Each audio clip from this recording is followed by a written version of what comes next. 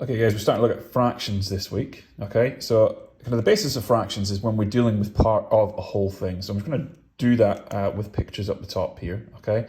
So the idea here is we've got this full rectangle and it's been split into equal kind of little squares almost. And hopefully the idea you can see here is that the bit that's shaded red, okay, is basically 4 boxes out of 8, okay? So we've got 4 out of 8 shaded there. And that's what we mean by a fraction. Okay, you might be able to look at that and see that that's a half, but the idea of that is that if we simplify 4/8, we can get a half, okay? But the idea is that both of them are the same thing, okay? More on that later. Right, you can see the blue one, these 4 boxes are also shaded along the bottom, okay? And that's the same idea, it's 4/8. So it may look different, okay? Maybe a different boxes that are shaded, but out of the whole thing, out of the whole rectangle, we've still got 4 out of 8 boxes shaded, okay? And we've still got half. It's just a different way of writing it, okay?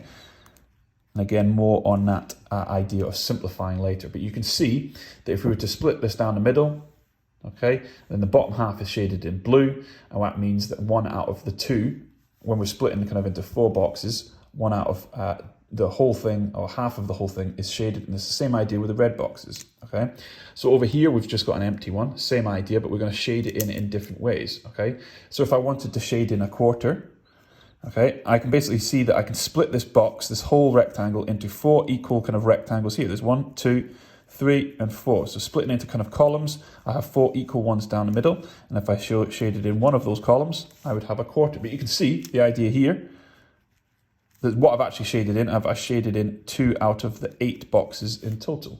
So they're the same thing as well. This is what we call equivalent fractions, okay? And again, more on that later. Right, I could have shaded in these 2 boxes. I could have shaded in that box and that box, okay? That would give me a quarter as well. It's a different way of looking at the whole thing, but I've got a quarter of the whole thing. Again, if I split these into kind of little rows, if I split them into 2 by 2 little side squares, okay, I've got 2 here, I've got 2 here, 2 here, and 2 here. So if I shade in one of those, I have a quarter, okay? So this idea of equivalent fractions, if we're looking at these numbers, okay, one thing to think about in terms of fractions is that we do have 2 numbers, and we generally always will have the 2 numbers. We'll have a number on the top and a number on the bottom. Right, we have names for them. The number on the top is called the numerator, and the number on the bottom is called the denominator. The denominator is most important because that's telling us basically how many parts we're splitting the overall thing into. So if we imagine pizzas, okay, if we imagine this one here, if I have 1/4, that means I'm splitting the pizza into 4 pieces, but I'm dealing with, or if I basically want to focus on one of those slices. So it could be that I ate a quarter of the pizza, okay? So I split it into 4 slices, that's the bottom number. I ate one of them, that's the top number. So 1 out of 4 is what I ate, okay? So this idea that 2/8 is exactly the same thing, okay, is what we mean when we're talking about equivalent fractions. And later on, we're gonna have a lot of uses for equivalent fractions. Basically, we want to change the numbers but have the same quantity. So if I ate 2/8 of a pizza, it would be the same as eating a quarter of a pizza. And hopefully you can see that from this box here. Okay, this 1/4 is the same as 2/8. Okay, they're exactly the same quantity. Yeah, they may be made up of different numbers, but they're the same quantity. Okay, so when we're dealing with equivalent fractions, we basically want to create this kind of situation here. And all I've done here, if you look at the numbers, if we focus on these numbers, what I've done, okay, is I've taken the 1 and I've doubled it to give me 2. And then I've done exactly the same on the bottom, okay? I've doubled the 4 to give me 8, okay?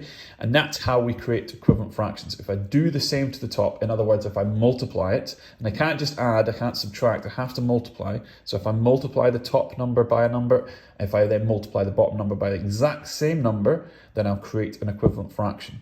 Okay, so I've got a half already written here. I'm going to create some equivalent fractions. So if I times the top and the bottom by 3, if I times the top by 3, I get 3. If I times the bottom by 3, I get 6. And there's me given an equivalent fraction. Okay, I could have times the top by 7. 1 times by 7 is 7. 2 times by 7 is 14. And I've got another equivalent fraction. All 3 of these are exactly the same quantity. There may be different fractions, they may be made up of different numbers, but they're the same quantity, they're the same thing that I'm dealing with, okay? Well, I could have times them both by 1,000, in which case I'd end up with 1,000 over 2,000. But again, that's the same quantity. If I ate 1,000 2/1000ths of pizza, I'd have eaten half of that pizza, okay? And it can be useful to be able to go between these, but what you've just got to remember is that whatever you do to the top, you have to do to the bottom. So if you times the top by a number, you times the bottom by a number. Okay, so we've got 3/5 over here, same kind of idea. If I times the top by 4, I get 3 times by 4, which is 12, and then I have to times the bottom by 4, which gives me 20. I get 12 out of 20. Okay, it's an equivalent fraction. It's the same quantity. So 3/5 and 12/20 are the same thing. Okay, let's try times the top and bottom by 15. Random number. 3 times by 15 is 45. 5 times by 15 is 75. Okay, and I've got an equivalent fraction. So these three are all equivalent. Equivalent just means the same. It's the same quantity that I'm dealing with in each case. Right, the final part, and this is a very important part, is to be able to simplify. Obviously in math we do quite a lot of simplifying. Basically we're trying to write something in an easier way, okay? An easier to use way, an easier to understand way. So what this is basically going back the way through these equivalent fractions. So I could have taken 45 over 75, okay? And I could have, rather than timesing to get to that number, I could have divided to get back to 3/5. And that's what I'm doing when I'm simplifying fractions. Rather than timesing the top and the bottom by the same number, I'm going to divide the top and the bottom by the same number. And it has to be the same number, and basically you have to look at this in a bit more detail. So for these ones, equivalent fractions, I was just picking random numbers, wasn't I? But for simplifying fractions, I have to know that that number divides into the top and bottom. So if you look at that 4/14 there, okay, I'm looking for a number that goes into both 4 and 14. Right, 1 will always go into these numbers, okay? But it's not going to change anything. If I divide 4 by 1, it gives me 4. If I divide 14 by 1, it gives me 14. I'm not changing anything about the number. I'm trying to write it in a different way, basically a number that with smaller numbers. So 4 and 14, hopefully you can see, because they're both even numbers, they both divide by 2. 4 divided by 2 is 2. 14 divided by 2 is 7. So 4 over 14, and 2/7 are equivalent fractions, but the idea is that I've taken the kind of the bigger one and I've simplified it down to 2/7, okay? 2/7 is an easier to use number. In future, I'm going to want to do something with this 2/7, okay? And now it's in an easier manner that I can use it, okay? So I've simplified it by dividing the top and the bottom by exactly the same number.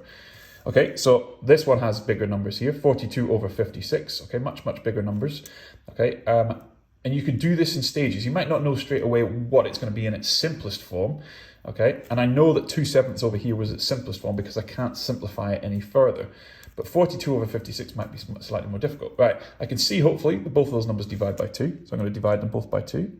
42 divided by 2 is 21, 56 divided by 2 is 28.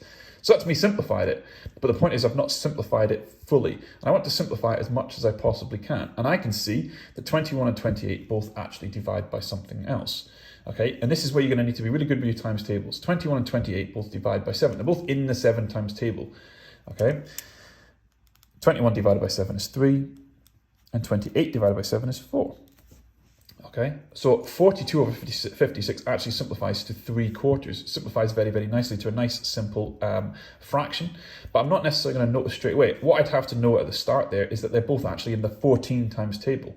42 divided by 14 is 3. 56 divided by 14 is 4. But you're not necessarily going to know your 14 times table. But what I do want to make you to make sure of is that you simplify it as much as possible. So once you think you've simplified, look at the numbers again, okay, and see if you can divide them any further, okay? And in this case, we can divide them both by 7 and we can get a much simpler number. And it's the same kind of idea as the equivalent fractions. Whatever we do to the top, we have to do to the bottom.